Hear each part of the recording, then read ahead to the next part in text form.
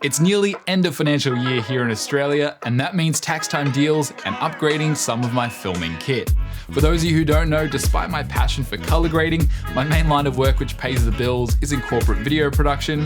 And because gear videos are the most popular kind here on YouTube, for better or worse, today I want to run you through some of those new purchases and how I rate them. So hold on to your wallets because this one could get pricey. Just before we get into it, I wanted to briefly give out a little tip for those of you looking to invest in new gear.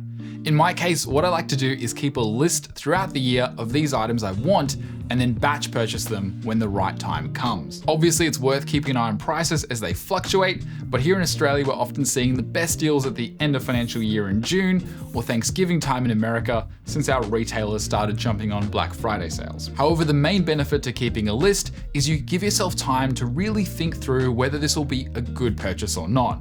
There are so many times I bought things on a whim and regretted it, or sold it months later for a loss, which just isn't great.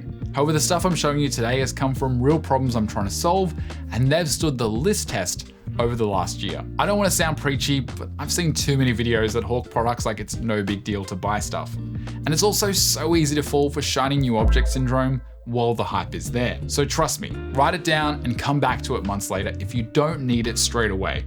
Only then will you really know if it's worth the buy it now button. So one of the biggest upgrades this year to my kit is 2 new lighting fixtures from the Amaran Halo lineup, the 600X and 300X. These lights are insane. They're small, they're powerful, they're cheap, and have immediately made my life so much better. For some context, I was previously using the Aputure 600D standard light fixture, and it was also great. It was solidly built, it was premium, and it has served me so well over the last few years. But it was also big and heavy. It came in a large roller case that I had to lug in and out of my car and took up heaps of room on my production cart while loading in and out of jobs. Totally fine if you're a gaffer with a 1-ton van, but as a solo operator most of the time, it became taxing. It also wasn't bi-color either, so that was a bit limiting. But I also couldn't justify the cost of an Aputure 600X or 600C, so I just kept waiting out. Last year I was going to pull the trigger on the Aputure Storm 400X as it was a bit smaller, but I got worried about the more narrow beam angle plus the reduced output. However, then Amaran dropped the Ray fixtures followed by the Halos. The Ray fixtures are full color, which I don't really need, but the Halos are kind of perfect. They're bicolor, but still nearly just as bright as the Aputure 600D fixture was. They're tiny in comparison as the light doesn't have a separate ballast, and their price made me so happy. For just over 1,100 Australian dollars, I was able to buy both the 600X and 300X. For context, I sold my Aputure 600D kit for around the same price, so basically a direct trade from one fixture to 2. The only downsides for me on these lights is the build quality is reduced compared to the Aputure stuff, and all you get for the price is a light and power cable. No reflector or bag, not even a protective cover for the cob itself, but thankfully the mounting point is still metal, and I've also been using the bag for the old Amaran 300C, which has worked great. The second big purchase, and actually the more expensive one, is the Sony 24-70mm G Master 2. It's one of those things that sounds basic and boring, but I think it's worth telling you the full story. When I purchased my Sony kit with the FX6 and A7S III back in 2020, I originally got the Sony 24-105mm f4 instead of a 24-70. Reason being was for the optical image stabilization, for which the FX6 lacked any kind of IBIS. Plus the cheaper price when I was spending stupid amounts of money on everything all at once. The 24-105mm is a very handy focal range, and on full frame, f4 is usually enough depth of field, but it's also not the greatest optically, especially once you get closer to 105mm. So after using the lens for a while, I purchased a Sigma 24-70mm DG-DN, which has now been superseded by a Mark II version.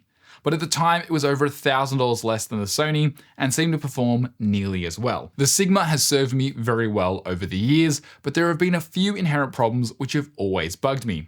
While third-party lenses work pretty well on Sony bodies, they do lack features such as breathing compensation support in camera, and also don't work as well with active stabilization either. For the focus breathing, the Sigma was fairly well controlled anyway, but the worst active stabilization was a sticking point.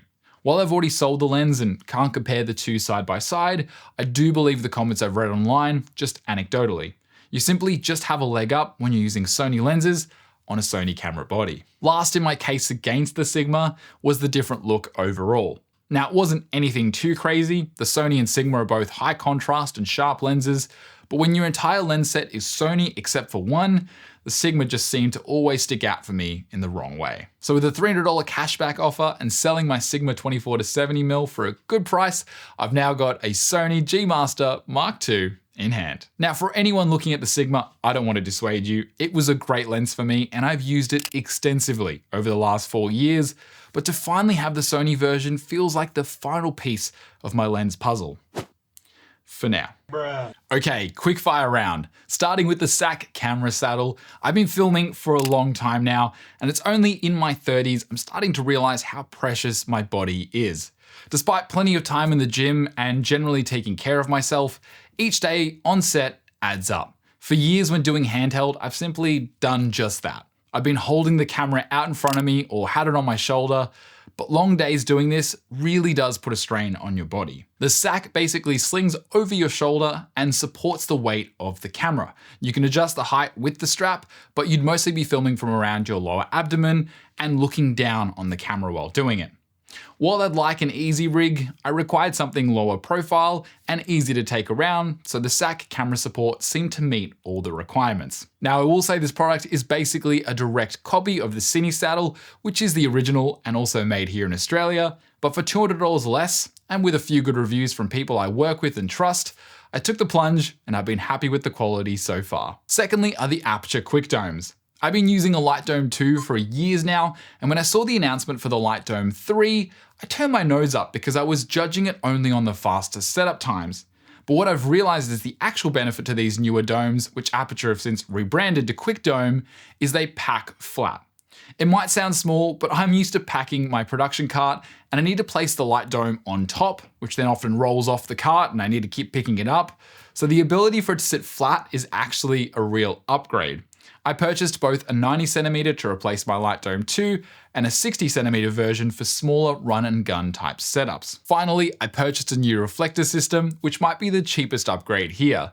Years ago, I bought a Digital Juice reflector kit, to which, if anyone remembers Digital Juice, just know that you're an OG and I love you. But basically this kit had everything in different sizes, plus these huge versions which all came in separate bags. Point being is I've hated packing these things. I never know which size would suit best, I don't have a good way to mount them except for bringing a Cardellini clamp and separate C-stand, and therefore I was often lacking a reflector on set, which is super important to have.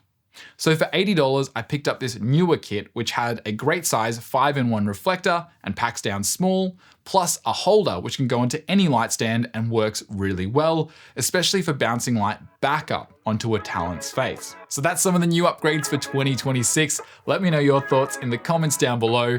What's some of the gear you've got on your list for this year? And is there anything I should add to mine as well? Regular programming on DaVinci Resolve and color grading will return soon. Bit of a trust me bro, I know, but there are some things I can't wait to show you very soon once I've got some more time back at this desk. But in the meantime, thank you so much for watching and subscribing, and I'll see you all in the next one.